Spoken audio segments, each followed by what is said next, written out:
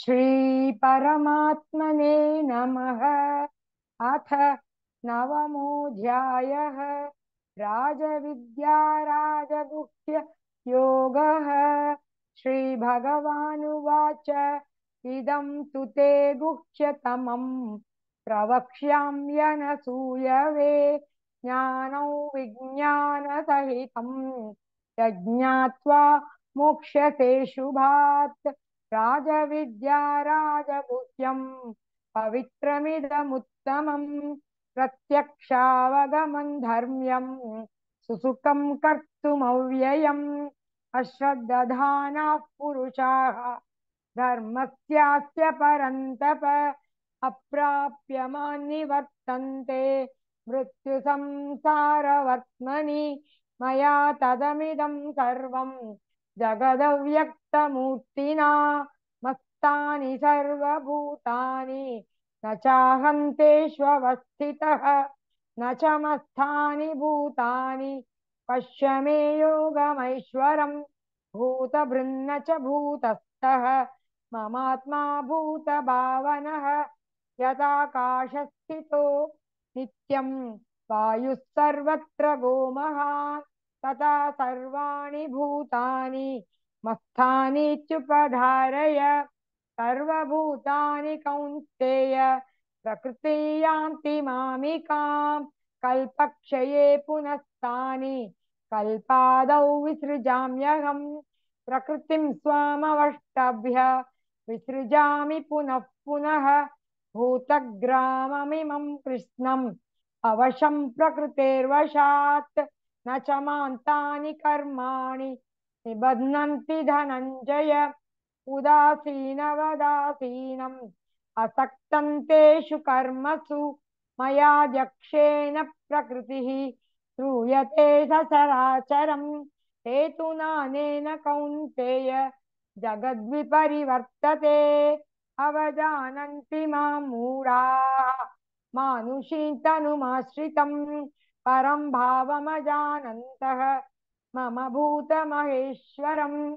मोगाशामोघकर्माणः मोघज्ञानाविशेष विचेतसः राक्षसीमासुरीं चैव प्रकृतिं मोहिनीं श्रिताः महात्मानस्तु मां पार्थ दैवीं प्रकृतिमाश्रिताः भजन्त्यनन्यमनसः ज्ञात्वा भूतादिमव्ययम् सततं कीर्तयन्तो मां यतन्तश्च दृढव्रताः नमस्यन्तश्च मां भक्त्या नित्ययुक्ता उपासते ज्ञानयज्ञेन चाप्यन्ये यजन्तो मामुपासते एकत्वेन पृथक्त्वेन बहुधा विश्वतो मुखम् अहं क्रतुरहै यज्ञः स्वधाहमहमौषधम् मन्त्रोऽहमहमेवाज्यम् अहमग्निरहं हुतं पिताहमस्य जगतः माता धाता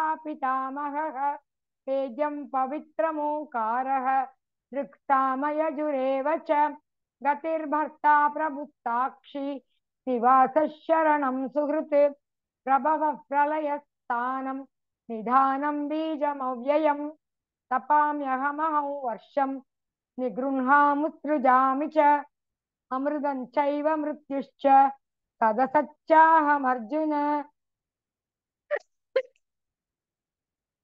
त्रैविद्या मां सोमपा पूतपापाः यज्ञैरिष्ट्वा स्वर्गं प्रार्थयन्ते ते पुण्यमासाद्य सुरेन्द्रलोकम् अश्नन्ति दिव्यान् दिवि देव भोगान् ते तं भुक्त्वा स्वर्गलोकं विशालं क्षीणे पुण्ये मर्त्यलोकं विशन्ति एवं त्रयी धर्ममनुप्रपन्नाः गतागतं काम कामा लभन्ते अनन्याश्चिन्तयन्तो मां ते जनाः पर्युपासते तेषां नित्याभियुक्तानां योगक्षेमं वहाम्यहम्।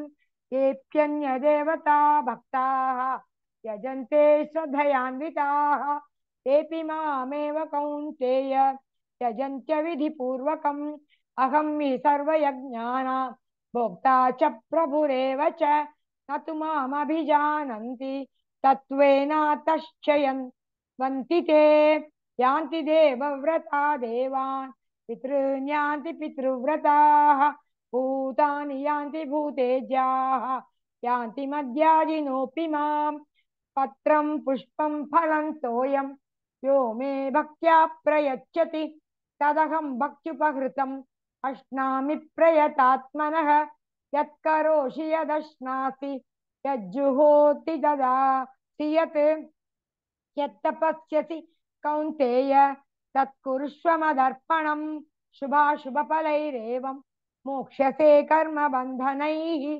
सन्न्यासयोगयुक्तात्मा विमुक्तो मामुपैष्यसि समोहं सर्वभूतेषु न मे द्वेष्योऽस्ति न प्रियः ये भजन्ति तु मां भक्त्याः मयि ते तेषु चाप्यहम् अपि चेत् सुदुराचारः भजते मामनन्यभाक् साधुरेव च मन्तव्यः सम्यग् व्यवसितो हि सः क्षिप्रं भवति धर्मात्मा सत्स्वच्छान्तिं निगच्छति कौन्तेय प्रतिजानीहि न मे भक्तः प्रणश्यति मां हि पार्थव्यपाश्रित्य केऽपि शुपाः पयोनयः श्रियो वैश्यास्तथा शूद्राः तेऽपि यान्ति परां गतिं किं पुनर्ब्राह्मणाः पुण्याः भक्ता राजश्रयस्तथा अनित्यमसुखल्लोकम् इमं प्राप्य भजस्व माम् मन्मना भव मद्भक्तः मद्याजी मां नमस्कुरु मामे वैश्यसि युक्त्वैवम् आत्मानं मत्परायणः ॐ तत्सदिति श्रीमद्भगवद्गीतासु उपनिषत्सु ब्रह्मविद्यायां योगशास्त्रे श्रीकृष्णार्जुनसंवादे राजविद्या राजगुह्ययोगो नाम नवमोऽध्यायः सर्वधर्मान् परित्यज्य मामेकं शरणं व्रज अहं त्वा सर्वपापेभ्यः मोक्षयिष्यामि मा शुचः।